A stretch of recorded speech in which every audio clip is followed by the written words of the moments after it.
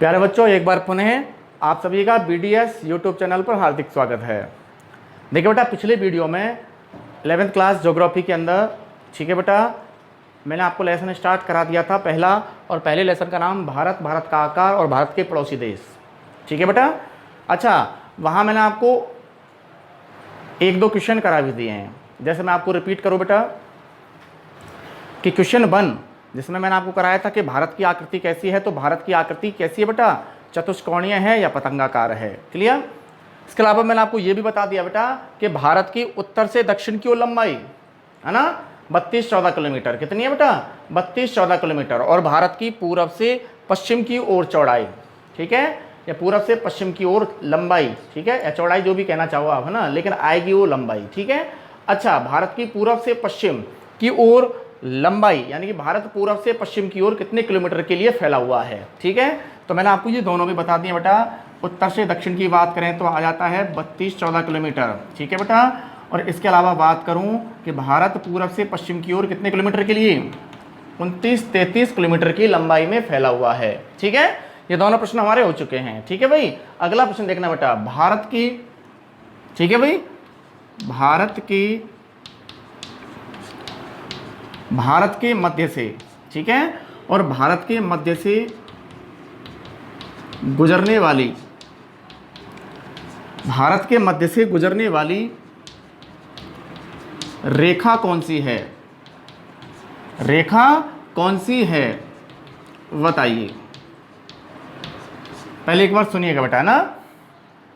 तो भारत के बिल्कुल मध्य भाग से, ठीक है, भारत के बिल्कुल बीचों बीच होकर के, याद रखना बेटा, एक रेखा निकलती है। उस रेखा को अपन कहेंगे 23.5 डिग्री। ठीक है। और 23.5 डिग्री कौन सी रेखा कहा जाता है बेटा? 23.5 डिग्री कर्क रेखा कहा जाता है। ठीक है। जैसे देखना बेटा, ये रेखा मैंने आपको यहाँ से निकाल दी, ठीक है, और ये रेखा जो है 23.5 डिग्री, ठीक है, और इधर भी लिखना चाहो तो लिख दो बेटा, कितना हो जाएगा 23.5 डिग्री, और कर्क रेखा इसको कहेंगे। ठीक है।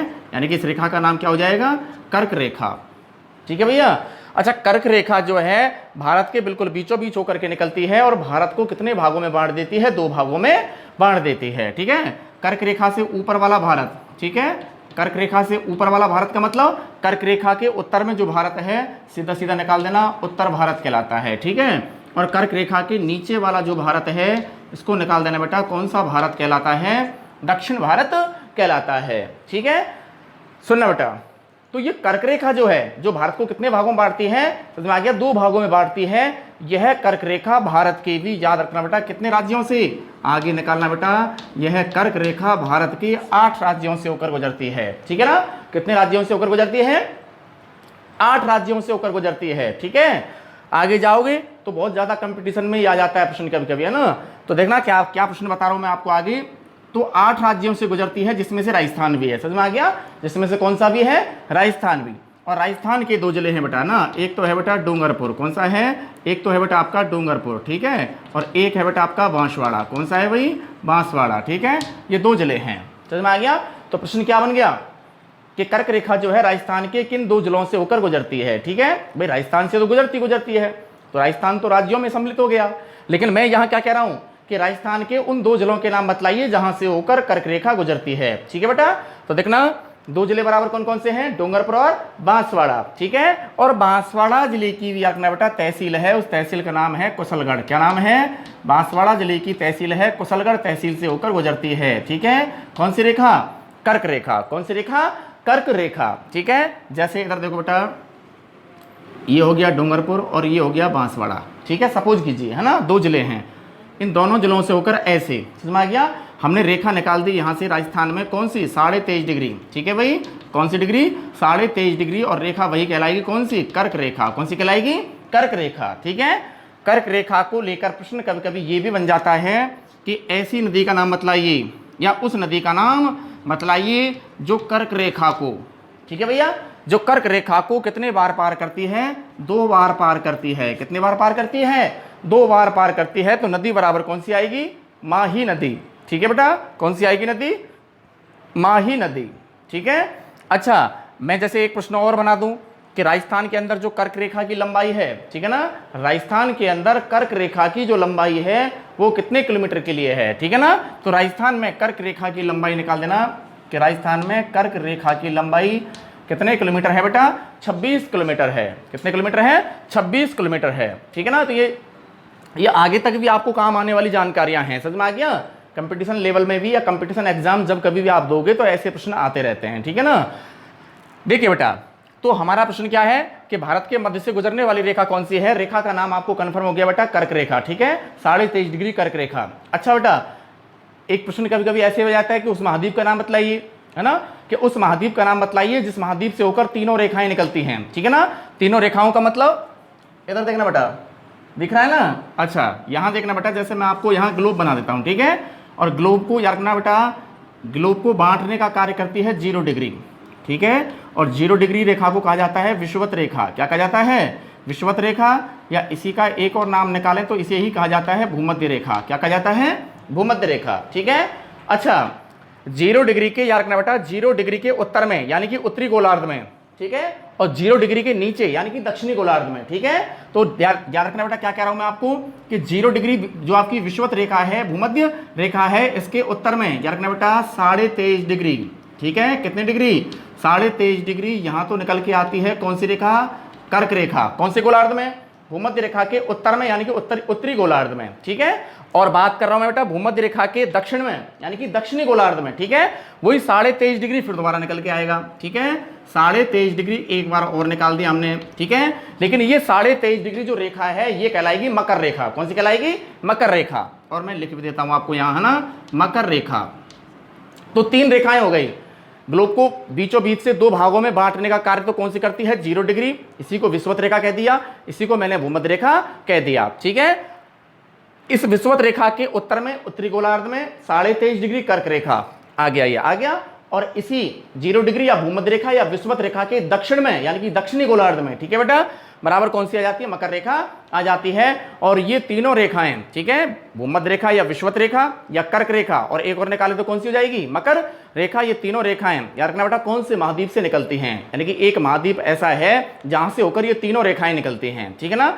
तो अफ्रीका महाद्वीप, महाद्वीप का नाम क्या आएगा, अफ्रीका महाद्वीप, ये भी याद रखना बेटा ना। तो उस महाद्वीप का नाम बतलाइए, ठीक है बेटा, उस महाद्वीप का नाम बतलाइए, ठीक है भाई, जहां से होकर के ये तीनों रेखाएं जो हैं गुजरती हैं, ठीक है ना। तो तीनों रेखाएं कौन कौन सी, दोबारा देखना बेटा, विषुवत रेखा या भूमध्य रेखा, वहां से होकर कर्क रेखा भी निकलती है, और वहां से होकर याद रखना बेटा कौन सी रेखा, मकर रेखा भी जो है निकलती है, ठीक है। अब आ जाते हैं बेटा अपने अगले प्रश्न पे, है ना। देखिए बेटा, भारत के मध्य से गुजरने वाली रेखा का नाम बतलाइए, ठीक है। तो हो जाता है बेटा 23.5 डिग्री कर्क रेखा, ठीक है, 23.5 डिग्री कर्क रेखा। अच्छा जी, भारत के कितने राज्यों से गुजरती है, 8 राज्यों से गुजरती है, ठीक है ना। अब वो 8 राज्य कौन कौन से हैं, वो 8 राज्य कौन कौन से हैं, उन राज्यों को निकालने के लिए मैं आपको यहां ट्रिक बता रहा हूं, ठीक है ना। तो देखना बेटा, सबसे पहले तो आंसर अपन लिख लेते हैं कि भारत के, लिखना बेटा बीचों बीच, भारत के बीचों बीच, या लिखना बेटा मध्य भाग से 23.5 डिग्री कर्क रेखा,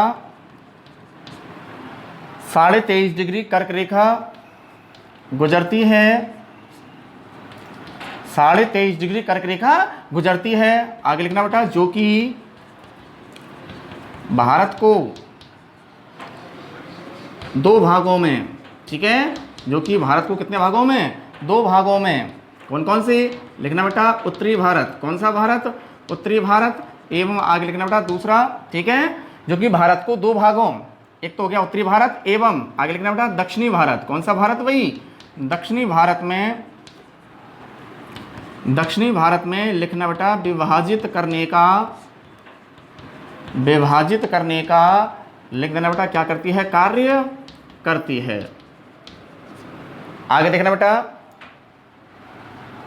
यह 23.5 डिग्री कर्क रेखा, यह 23.5 डिग्री कर्क रेखा भारत के निम्न, ठीक है बेटा, भारत के निम्न 8 राज्यों से होकर, निम्न 8 राज्यों से होकर गुजरती है, ठीक है भाई। तो भारत के निम्न 8 राज्यों से होकर गुजरती है, निम्न 8 राज्यों से होकर गुजरती है, जो कि निम्न हैं, जो कि निम्न हैं। अब लिखनी है हमें ट्रैक, ठीक है भाई, अब हमें लिखनी है ट्रैक, ठीक है। अब ट्रैक क्या है देखना बेटा, यहां लिख रहा हूं, ठीक है ना, देखना ट्रैक, ट्रैक सीधा सीधा है, राम झा के 6 पंगु मित्र हैं, ठीक है। एक ट्रिक लिखी हुई है बेटा आपके सामने, राम एक दो बार दोहराओगे तो याद हो भी जाएगा, ठीक है ना भाई। तो राम झा के 6 पंगु मित्र हैं, ठीक है भाई, ये ट्रिक है। अब ट्रिक में देखना बेटा, मैं जिन जिन वर्डों को यहाँ अंडरलाइन कर रहा हूँ, ठीक है, उनसे तो हम तात्पर्य निकालेंगे। तात्पर्य का मतलब उनसे तो राज्य निकलेंगे। अगर कोई वर्ड साइलेंट है तो उससे हमारा कोई लेना देना नहीं है, समझ में आ गया। वो वर्ड साइलेंट ही है, उसका कोई मतलब नहीं है, ठीक है ना। तो देखना बेटा, रा को अंडरलाइन, मैं को अंडरलाइन, झा को अंडरलाइन, 6 को अंडरलाइन, पे को अंडरलाइन, इधर ये गु को भी हमने क्या कर दिया अंडरलाइन, मी को भी अंडरलाइन और त्रै को भी अंडरलाइन, ठीक है। देखना 1 2 3 4 5 6 7 और 8 हो गए 8 राज्य। राज्य कौन कौन से हैं वो तो निकालो। तो रा से हो जाएगा बेटा, मैं यहाँ निकाल रहा हूँ थोड़ा सा इधर ना, राजस्थान। कौन सा हो जाएगा भाई, राजस्थान, ठीक है। राजस्थान के बाद में मैं से निकालो बेटा मध्य प्रदेश। कौन सा हो जाएगा भाई, मैं से हो जाएगा बेटा मध्य प्रदेश, ठीक है भाई। झा से निकालो, झा से बन जाएगा भारत का राज्य झारखंड, ठीक है। 6 से बनेगा बेटा छत्तीसगढ़, क्या बनेगा भाई छत्तीसगढ़, ठीक है। इसके बाद में पै से यहाँ निकाल रहा हूँ ऊपर, ठीक है ना, पश्चिम बंगाल। कौन सा बन गया बेटा, पश्चिम बंगाल, ठीक है। इधर आगे निकालो बेटा, यहाँ बन जाएगा बेटा गुजरात, ठीक है। क्या बन गया भाई, गुजरात बन गया। इसके बाद में मी से आगे निकालो बेटा, बन जाएगा मिजोरम। क्या बन जाएगा, मिजोरम, ठीक है ना। और त्रै से निकालेंगे तो बन जाएगा बेटा त्रिपुरा। क्या बन जाएगा, त्रिपुरा, ठीक है। ये मिजोरम और त्रिपुरा भारत के उत्तरी पूर्वी राज्य हैं, समझ में आ गया। उत्तरी पूर्वी राज्य हैं जिनकी लोकेशन यहाँ निकल के आती है, समझ में आ गया। उत्तरी पूर्वी राज्य हैं, आपने पढ़ा होगा ना कि 7 सिस्टर्स, समझ में आ गया। 7 सिस्टर्स में इन राज्यों को सम्मिलित किया जाता है, 7 बहनों का दर्जा दिया जाता है, समझ में आ गया। अच्छा जी, यूँ तो चलते ही रहते हैं, एक 8वीं बहन का दर्जा और दिया जाता है सिक्किम राज्य को, है ना। किनके अलावा, इन 7 बहनों के अलावा, समझ में आ गया। 7 बहनों का मतलब उत्तरी पूर्वी राज्य हैं कितने, 7। कितने हैं, 7। 7 सिस्टर्स कहा जाता है, ठीक है ना। लेकिन एक 8वीं सिस्टर का दर्जा और दिया गया है, कौन से राज्य को, सिक्किम को, ठीक है। याद रख लेना, ये तो अपना नॉर्मल जीके के लिए याद रहना भी चाहिए ना बेटा। अच्छा जी, तो आ जाते हैं बेटा दोबारा से अपने वही पॉइंट पर कि राम झा के 6 पंगु मित्र हैं, ठीक है। रा से बन गया राजस्थान, मैं से बन गया मध्य प्रदेश, झा से बन गया झारखंड, 6 से बन गया छत्तीसगढ़, पै से बन गया पश्चिम बंगाल, गु से बन गया गुजरात, मी से बन गया मिजोरम और त्रै से बन गया लास्ट में त्रिपुरा, ठीक है बेटा। तो ये भारत के, याद रखना बेटा, वो 8 राज्य हैं जहां से होकर, याद रखना बेटा, कौन सी रेखा निकलती है, ठीक है, कर्क रेखा निकलती है। यहां थोड़ा सा नोट डाल के लिखना बेटा ना, जो हमें ये बात भी याद रखनी है। नोट डालकर क्या लिखना है कि लिखना बेटा राजस्थान, लिखना बेटा राजस्थान के 2 जिलों, राजस्थान के 2 जिलों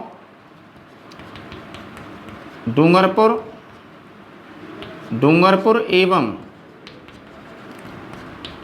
एवं बांसवाड़ा जिले से होकर यह 23.5 डिग्री कर्क रेखा, यह 23.5 डिग्री कौन सी रेखा, कर्क रेखा लिख देना बेटा, क्या होती है, गुजरती है, ठीक है। तो राजस्थान के दोनों जिलों की भी बात आ गई। तो राजस्थान की 2 जिलों कौन कौन सी, डूंगरपुर और बांसवाड़ा से, याद रखना बेटा, यह 23.5 डिग्री कर्क रेखा जो है क्या होती है, गुजरती है। इसमें भी आगे लिखना बेटा, एवं यह कर्क रेखा, कई बार बड़े बड़े कंपटीशन एग्जाम में आ जाता है कि बांसवाड़ा जिले की कौन सी तहसील से होकर गुजरता है, ठीक है ना। जो भी अभी मैंने आपको थोड़ी देर पहले उधर समझाते हुए बताया था ना, तो बांसवाड़ा जिले की तहसील का नाम क्या है, कुशलगढ़ तहसील से होकर गुजरती है, ठीक है। इधर डूंगरपुर का भी एक गांव है, निकालें तो चीखली गांव है, गांव का नाम क्या है, चीखली गांव है। चिखली गांव की सीमा को स्पर्श करते हुए निकलती है। कौन सी रेखा? कर्क रेखा। ठीक है, तो हमें आगे बात जो लिखनी है वो यही लिखनी है कि यह कर्क रेखा जो है, लिखना बेटा बांसवाड़ा जिले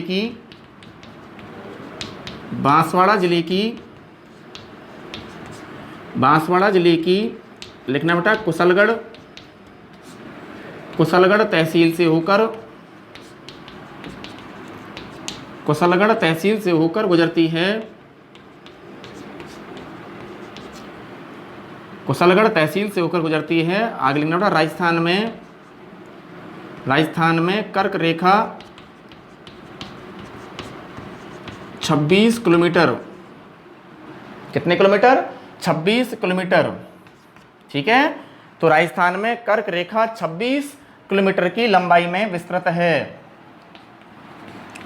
लंबाई में आगे लिख देना बेटा क्या है भाई? विस्तृत है।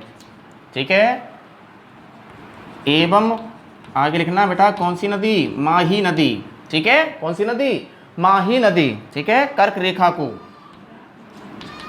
माही नदी कर्क रेखा को 2 बार, कितने बार? 2 बार पार करती है या काटती है। ठीक है ना, पार करती है या यहाँ यूं भी लिख सकते हैं काटती है। ये लो साहब, ये हो गया कर्क रेखा के बारे में पूरा जो आपको पढ़ना चाहिए, वो सारी चीज़ें इसके अंदर आ चुकी हैं। ठीक है ना बेटा, तो भारत के मध्य से कर्क रेखा निकलती है।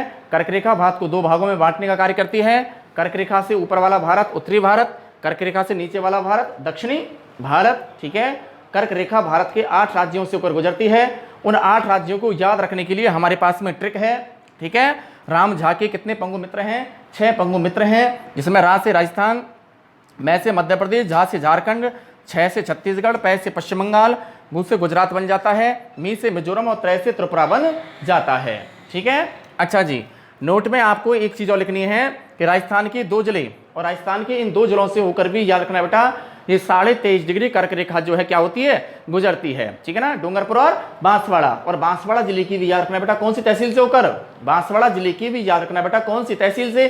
कुशलगढ़ तहसील से होकर यह रेखा जो है गुजरती है। बात समझ में आ गई? बोलो।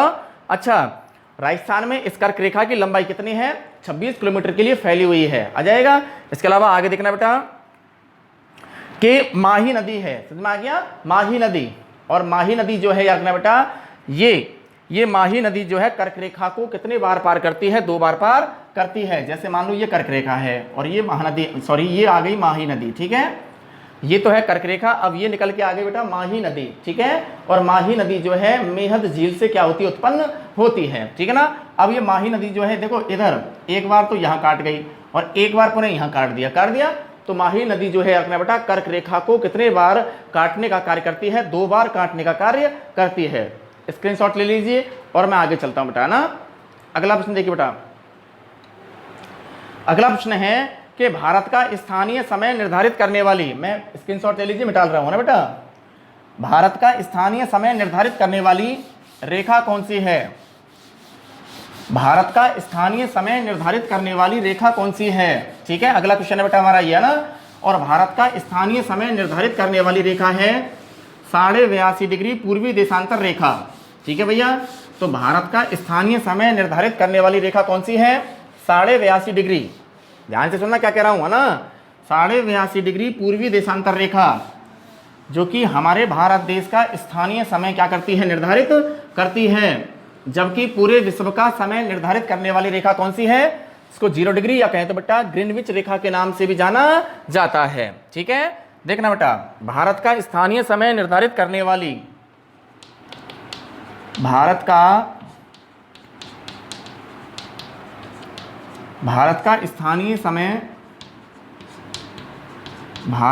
स्थानीय समय निर्धारित करने वाली, स्थानीय समय निर्धारित करने वाली रेखा कौन सी है?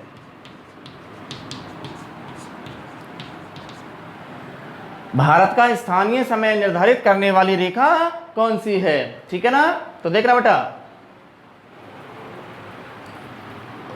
भारत का आंसर लिखना बेटा, भारत का स्थानीय समय भारत का स्थानीय समय निर्धारित करने वाली रेखा, भारत का स्थानीय समय निर्धारित करने वाली, स्थानीय समय निर्धारित करने वाली रेखा 82.5 डिग्री और पीछे लगा देना पूर्वी देशांतर, पीछे क्या लगा देना, पूर्वी देशांतर। ठीक है, तो भारत का स्थानीय समय निर्धारित करने वाली रेखा 82.5 डिग्री पूर्वी देशांतर रेखा है। ठीक है ना, 82.5 डिग्री कौन सी रेखा है, पूर्वी देशांतर रेखा, पूर्वी देशांतर रेखा है, पूर्वी देशांतर रेखा है, जो कि इलाहाबाद के, याद रखना बेटा, गांव है नैनीगाम। कौन सा है, नैनीगाम।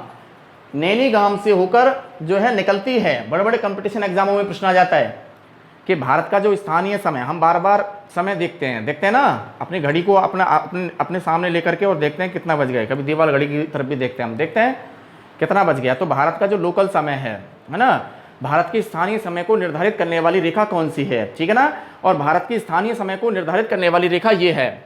आपको हर हाल में यही निकालना है, क्या, कि 82.5 डिग्री पूर्वी देशांतर रेखा, जो कि इलाहाबाद के नैनीगाम से होकर, ठीक है ना, नैनीगाम से होकर गुजरती है। तो ये प्रश्न कई बार आ जाता है कि ये कहां से होकर गुजरती है, और इलाहाबाद है यूपी में। ठीक है ना, 82.5 डिग्री पूर्वी देशांतर रेखा है, जो कि इलाहाबाद, आगे लिखना बेटा, जो कि इलाहाबाद, जो कि कहां से भाई, इलाहाबाद के, लिखना बेटा, नैनीगाम, कौन सा गांव, नैनीगाम से होकर, नैनीगाम से होकर गुजरती है,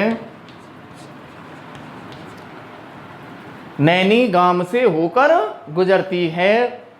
लिख लिया यहां तक, नैनीगाम से होकर गुजरती है। देखो बेटा, और ये है जो भारत का स्थानीय समय निर्धारित करने वाली रेखा है। लिखना, भारत का, आगे लिखो बेटा, भारत का स्थानीय समय निर्धारित करने वाली, भारत का स्थानीय समय निर्धारित, भारत का स्थानीय समय निर्धारित करने वाली रेखा, रेखा भी लिखना बेटा 6 राज्यों से। ठीक है, कर्क रेखा 8 राज्यों से, जबकि यहां मैं क्या कह रहा हूं बेटा, कि भारत का स्थानीय समय निर्धारित करने वाली जो रेखा है 82.5 डिग्री पूर्वी देशांतर रेखा, ठीक है ना, ये भारत के 6 राज्यों से होकर गुजरती है। और जो भी निम्न है उसमें भी मैं आपको ट्रिक बता दूंगा, ट्रिक से सारे राज्य निकलकर आ जाएंगे। ठीक है ना, तो 6 राज्यों से होकर, 6 राज्यों से होकर गुजरती है, 6 राज्यों से होकर गुजरती है, जो कि आगे लिखना बेटा निम्न है। ठीक है, अब ट्रिक उतार दो बेटा। ट्रिक क्या है, उधर ट्रिक क्या पढ़ी थी आपने, राम झा के 6 पंगु मित्र हैं, कर्क रेखा के बारे में। ठीक है ना, जबकि इधर देखना बेटा कि जो भारत का स्थानीय समय निर्धारित करने वाली रेखा है, ये रेखा भारत के कौन कौन से राज्यों से होकर गुजरती है, इसको निकालने के लिए, ठीक है ना, ट्रिक है कि लिखना बेटा क्या है, उमच उड़ी तो आंधी आई, उमच उड़ी तो आंधी आई। ट्रिक है ना, चाहे मजाक टाइप में हो ट्रिक, चाहे कैसे भी हो, लेकिन हमें तो हमारे राज्य आने चाहिए। ठीक है ना बेटा, उमच उड़ी तो आंधी आई, उ अंडरलाइन में, 6 उड़ी, ते और आंधी, आई साइलेंट है, क्रॉस का निशान लगा दिया मैंने नीचे। ठीक है ना, अच्छा निकालो, ऊ से बन गया बेटा उत्तर प्रदेश, कौन सा बन गया, उत्तर प्रदेश। मैं से बन गया मध्य प्रदेश, कौन सा बन गया, मैं से बन गया मध्य प्रदेश। 6 से बन गया 36, 6 से बन गया छत्तीसगढ़। उड़ी से बन गया उड़ीसा। ठीक है, ते से बन गया तेलंगाना, क्या बन गया, तेलंगाना।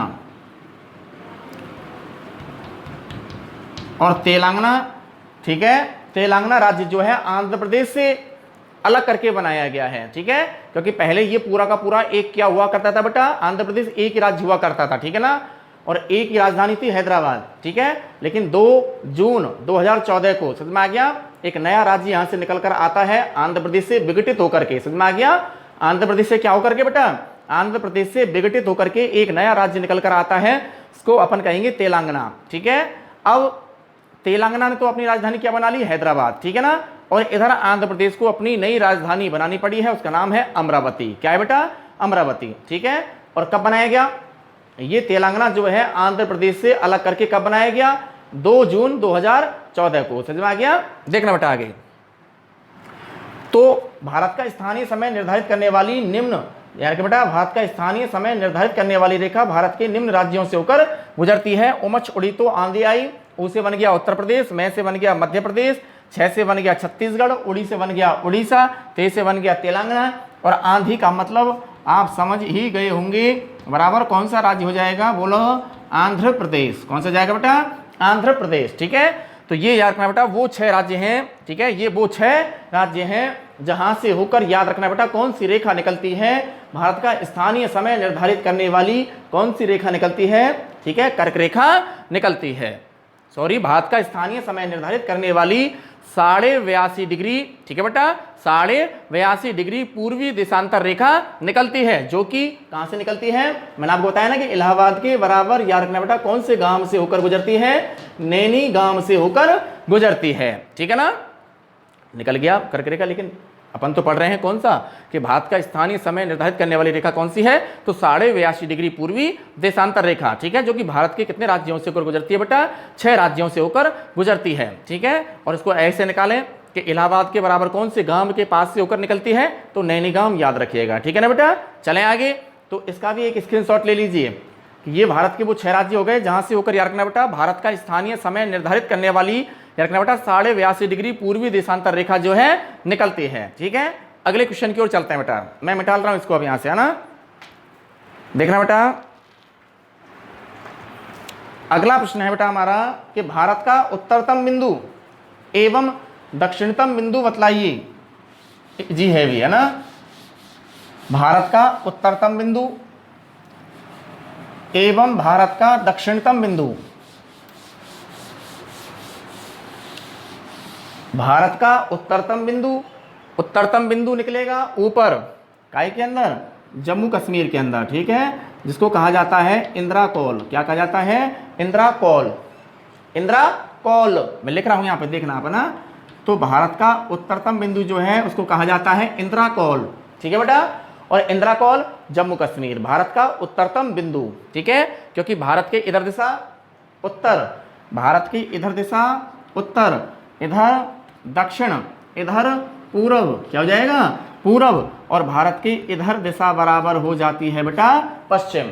क्या हो जाती है, पश्चिम। ठीक है ना, तो भारत का उत्तरतम बिंदु बराबर जम्मू कश्मीर में, याद रखना बेटा, क्या है, किस नाम से जाना जाता है, इंदिरा कॉल के नाम से जाना जाता है। भारत का अब करेंगे दक्षिणतम बिंदु, है ना, भारत का दक्षिणतम बिंदु, इधर बंगाल की खाड़ी में, याद रखना बेटा, छोटे छोटे क्या पाए जाते हैं, द्वीप पाए जाते हैं। ठीक है, तो भारत का दक्षिणतम बिंदु जो है, याद रखना बेटा, कहाँ स्थित है, अंडमान निकोबार द्वीप समूह में स्थित है, जिसे याद रखना बेटा क्या कहा जाता है, जिसे भी याद रखना बेटा इंदिरा पॉइंट।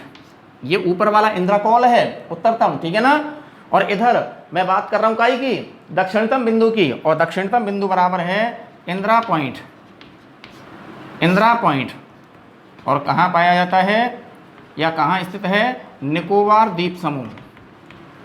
कहाँ स्थित है, निकोबार द्वीप समूह। ठीक है ना, तो देखिए बेटा, सुनिए बेटा, दोबारा से मैं आपको रिपीट कर दूं कि भारत का उत्तरतम बिंदु बराबर निकाल देना इंदिरा कॉल जम्मू कश्मीर, निकाल दिया। इसके अलावा भारत का दक्षिणतम बिंदु बराबर इंदिरा पॉइंट और निकाल देना निकोबार द्वीप समूह, आ जाएगा। तो क्वेश्चन बना दो बेटा कि भारत का उत्तरतम बिंदु व दक्षिणतम बिंदु बतलाइए। भारत का उत्तरतम एवं भारत का उत्तरतम एवं दक्षिणतम, भारत का उत्तरतम एवं दक्षिणतम बिंदु बताइए। ठीक है, तो उत्तरतम भी निकालना है और दक्षिणतम भी निकालना है। तो निकालना बेटा, आंसर निकाल दो बेटा। भारत का उत्तरतम बिंदु बराबर, निकाल दो बेटा, बता ही दिया मैंने आपको, इंद्राकोल। क्या जाएगा भाई, भारत का उत्तरतम बिंदु बराबर इंद्राकोल, ठीक है। और कहाँ पे है, निकाल देना ये भी, जम्मू कश्मीर। कहाँ पे है बेटा, जम्मू कश्मीर, ठीक है। अच्छा जी, अब आ जाइए भारत का दक्षिणतम बिंदु। अगला निकालो बेटा, भारत का दक्षिणतम बिंदु। भारत का दक्षिणतम बिंदु बराबर निकालना, इसका नाम है इंदिरा पॉइंट। क्या नाम है भाई, इंदिरा पॉइंट, ठीक है, इंदिरा पॉइंट। और कहाँ है लिख देना, निकोबार द्वीप समूह। लोकेशन जरूर निकाल देना, कहाँ पे स्थित है, निकोबार द्वीप समूह में स्थित है। इसलिए मैंने पहले ही लिख दिया आपको, है ना। उतार लो दोनों क्वेश्चन को बेटा, कि उत्तरतम बिंदु बराबर तो कहा जाता है इंद्राकोल, जम्मू कश्मीर में है। इसके अलावा देखना बेटा, भारत का दक्षिणतम बिंदु जो है इंदिरा पॉइंट, इसको कहा जाता है और कहाँ स्थित है, निकोबार द्वीप समूह में स्थित है, ठीक है। अच्छा जी, इसके बाद फिर चलते हैं बेटा अपन अगले नेक्स्ट क्वेश्चन की ओर, ठीक है ना। तो देखिए बेटा, अगला नेक्स्ट क्वेश्चन कौन सा है, कि इधर देखना बेटा, भारत और श्रीलंका, ठीक है ना। भारत और श्रीलंका, इन दोनों देशों को अलग करने वाली, है ना, इन दोनों देशों को अलग करने वाली, एक बार तो हमसे कहेगा कि बराबर क्या बतलाइए, जल संधि बतलाइए। और एक इन दोनों देशों को अलग करने वाली बराबर क्या भी बतलाइए, खाड़ी भी बतलाइए, ठीक है ना। तो भारत और श्रीलंका को अलग करने वाली एक बार तो कहेगा बराबर क्या बतलाइए, जल संधि। जल संधि कौन सी है, कि दोनों देशों को क्या करती है, अलग करती है। और एक कहेगा बेटा कि भारत और श्रीलंका को अलग करने वाली बराबर क्या बतलाइए, खाड़ी बतलाइए। देखना बेटा, अगला क्वेश्चन बना दो भले ही, कि भारत एवं श्रीलंका को भारत एवं श्रीलंका को अलग करने वाली जल संधि, अलग करने वाली क्या बेटा, जल संधि एवं खाड़ी का नाम बताइए। एवं खाड़ी का क्या बतलाइए, नाम बतलाइए। तो देखना बेटा, दोनों देशों को अलग करने वाली सबसे पहले मैं आपको बता रहा हूं जल संधि, ठीक है ना। क्या बेटा, जल संधि। तो सीधा ही लिख दो भले ही, है ना, कि भारत और श्रीलंका को अलग करने वाली जल संधि बराबर, ठीक है ना, जल संधि, है ना, दो देशों के मध्य में पाई जाने वाली एक, याद रखना बेटा, एक संकीर्ण भाग होता है, समझ में आ गया, जलीय भाग होता है, संकीर्ण जलीय भाग होता है, ठीक है ना। क्या कहलाता है, संकीर्ण जलीय भागों को जो दो देशों के मध्य में पाया जाता है उन्हें ही क्या कहा जाता है, जल संधि कहा जाता है, ठीक है ना। अच्छा, जल संधि, भारत और श्रीलंका को अलग करने वाली जल संधि, तो बराबर लिख देना बेटा, पाक जल संधि, पाक जल संधि, ठीक है। आगे देखना बेटा, खाड़ी, क्योंकि खाड़ी भी पूछ रहा है यहाँ पे, देखो ये पूछ रहा है ना। तो भारत और श्रीलंका को अलग करने वाली अब हमें क्या निकालनी है, खाड़ी, ठीक है भाई। और खाड़ी बराबर लिख देना, ये रहा बेटा आंसर, मन्नार की खाड़ी। काय की खाड़ी, मन्नार की खाड़ी, ठीक है ना। तो भारत और श्रीलंका को अलग करने वाली, भारत और श्रीलंका को अलग करने वाली पहले निकालो जल संधि बराबर पाक जल संधि, ठीक है बेटा। और भारत और श्रीलंका को अलग करने वाली खाड़ी बराबर अब निकाल देना मन्नार की खाड़ी, ठीक है। अब सुनो, जैसे इधर देखो बेटा, दक्षिण भारत है, ये श्रीलंका है, ठीक है। ये थोड़ा सा मैंने आपको निकाल दिया पुल टाइप में ना। अच्छा जी, तो भारत और श्रीलंका, ठीक है, ये भारत हो गया। और नीचे यहाँ याद रखना बेटा, भारत का जो पड़ोसी द्वीपीय देश है, कौन सा देश है, भारत का पड़ोसी द्वीपीय देश, ठीक है, नाम निकाल देना बेटा श्रीलंका। और जहाँ की राजधानी कोलंबो, क्या है, कोलंबो, ठीक है ना। तो इधर देखना, जो हल्का सा मैंने आपको एक दोनों देशों के बीच में यहाँ एक हल्की सी एक रेखा खींची हुई है, इस रेखा के इधर, इस रेखा के इधर, ठीक है ना, इधर साइड में, और इस रेखा के इधर, ठीक है। तो इस रेखा के इधर यहाँ तो लोकेशन पाई जाती है, इसको दूर ले जाके लिख देना, ये तो है पाक जल संधि, ठीक है। तो इधर की ओर तो हमें क्या निकालना बेटा, इस रेखा के थोड़ा सा इधर ही, जस्ट थोड़ा सा पास में, ठीक है ना। तो हमें क्या निकालनी है, पाक जल संधि, और इस रेखा के इधर यहीं, ठीक है, जस्ट पास में ही, लेकिन इधर के साइड, ठीक है ना, इधर के साइड, ठीक है ना, इधर के साइड हमें इधर निकालना है। ये भारत और श्रीलंका को अलग करने वाली, लिख देना बेटा, खाड़ी है जिसका नाम है मन्नार की, जिसका नाम है बेटा मन्नार की खाड़ी। बोलो बात समझ में आई कि नहीं आई? ठीक है, तो भारत और श्रीलंका को अलग करने वाली, ठीक है बेटा, भारत और श्रीलंका को अलग करने वाली खाड़ी, ठीक है, भारत और श्रीलंका को अलग करने वाली खाड़ी बराबर मन्नार की खाड़ी, और भारत और श्रीलंका को अलग करने वाली जल संधि बराबर क्या जाएगा? पाक जल संधि। ठीक है, अब देखना बेटा कि हमारा भारत जो है, ठीक है, हमारा भारत जो है इसका बराबर क्या बतलाइए? क्षेत्रफल बतलाइए, 32,87,263। ठीक है, ये भारत का क्या है? क्षेत्रफल है, और 32,87,263 लाख वर्ग किलोमीटर ये भारत का है क्षेत्रफल। और क्षेत्रफल के मामले में ध्यान से सुनना बेटा, क्या कह रहा हूं ना, क्षेत्रफल के मामले में भारत जो है वर्ल्ड में, याद रखना बेटा, कौन से स्थान पे आता है? 7वें स्थान पर आता है। ठीक है, तो क्षेत्रफल के मामले में हमारा भारत देश पूरे विश्व में कौन से स्थान पर आता है? 7वें स्थान पर आता है। यानी कि क्षेत्रफल के मामले में हमारे भारत से अन्य 6 बड़े क्या पाए जाते हैं? राष्ट्र पाए जाते हैं, रूस, कनाडा, चीन, ब्राजील, यूएसए, ऑस्ट्रेलिया। ठीक है, निकाल लेना, आप आ जाएंगे, मैंने आपको बोल दिया है ना। ये 6 बड़े राष्ट्र हैं जो क्षेत्रफल की दृष्टि से भारत से क्या हैं? बड़े हैं। और 7वां स्थान ऑटोमेटिकली किसका आ जाता है? क्षेत्रफल के मामले में बेटा हमारे भारत देश का आ जाता है। बोलो बात यहां तक समझ में आई कि नहीं आई? है ना। इसके अलावा याद रखना बेटा, हमारा भारत देश जो है, हमारा भारत देश जो है, मान लो ये हो गया संपूर्ण विश्व। ठीक है, संपूर्ण विश्व। और याद रखना बेटा, हमारा भारत देश संपूर्ण विश्व की, है ना, ये मान लो ये विश्व के रेखा मानचित्र पर आ गया भारत। क्या आ गया? भारत, है ना। तो हमारा भारत देश जो है संपूर्ण विश्व के कुल कितने % भूभाग को घेरता है? तो कितने % भूभाग पर स्थित है या घेरता है? ठीक है ना। तो भारत जो है संपूर्ण विश्व के कुल कितने प्रतिशत भाग पर स्थित है? 2.4। कितना? 2.4% भाग पर स्थित है। बात समझ में आ गई।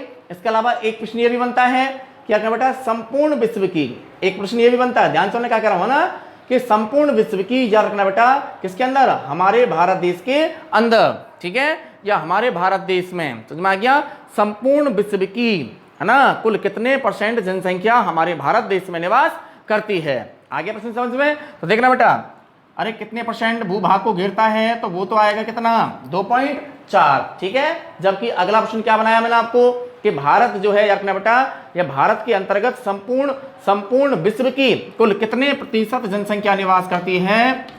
तो यहां % निकाल दीजिएगा बेटा आप, ये क्या? 17.5। कितना बेटा?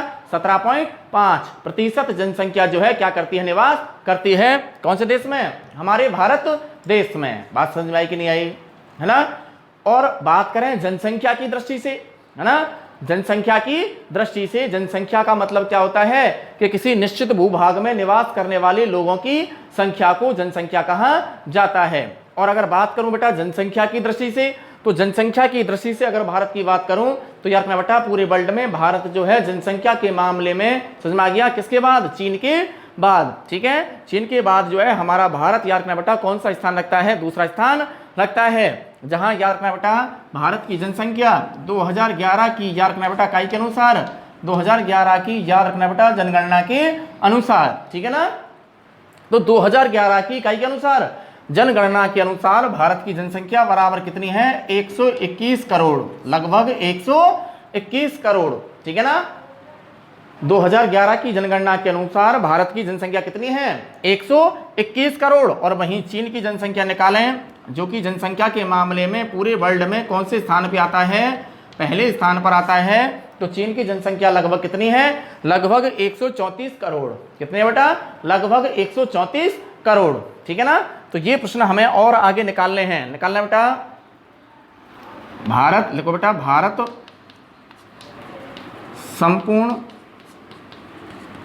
संपूर्ण विश्व की कुल कितने प्रतिशत भूभाग, कुल कितने प्रतिशत भूभाग पर स्थित है, ठीक है ना, कुल कितने प्रतिशत भूभाग पर स्थित है, कुल कितने प्रतिशत भूभाग पर स्थित है, तो बराबर लिख देना बेटा, कितना आ जाएगा 2.4%। आंसर भी लिख दिया मैंने सामने, है ना। अगला लिखना बेटा, संपूर्ण विश्व की कुल कितने प्रतिशत, संपूर्ण विश्व की कुल कितने प्रतिशत जनसंख्या भारत में निवास करती है, बराबर इसका भी आंसर मैं आपको सीधा सीधा लिख रहा हूँ 17.5, ठीक है। तो संपूर्ण विश्व की कितने परसेंट जनसंख्या, 17.5% जनसंख्या भारत में निवास करती है, ठीक है। अगला लिखना बेटा, भारत का क्षेत्रफल बतलाइए, भारत का क्षेत्रफल बताइए,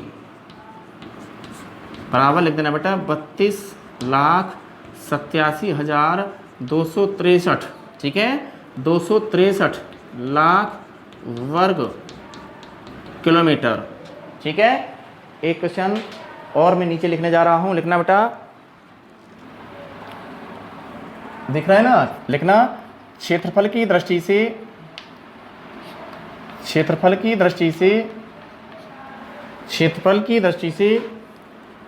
भारत से बड़े अन्य 6 राष्ट्र कौन कौन से हैं, अन्य 6 राष्ट्र कौन कौन से हैं, ठीक है, क्षेत्रफल की दृष्टि से जो भारत से बड़े हैं, ठीक है ना। तो लिखना बेटा रूस, आंसर लिखना रूस, कनाडा, ठीक है, USA संयुक्त राज्य अमेरिका, ठीक है बेटा। दिख रहा है, लास्ट में आ गया हूं मैं ब्लैक बोर्ड पे, है ना, लेकिन बोल रहा हूं मैं आपको सुनने में आ रहा होगा बेटा ना, रूस, कनाडा, ब्राजील या USA, ठीक है। अब लिख दो बेटा ब्राजील, क्या लिख दो भाई, ब्राजील, ठीक है। इसके अलावा आगे लिखना बेटा रूस, कनाडा, USA, ब्राजील, ठीक है, चीन, वे ऑस्ट्रेलिया है, वे कौन सा है भाई, ऑस्ट्रेलिया है।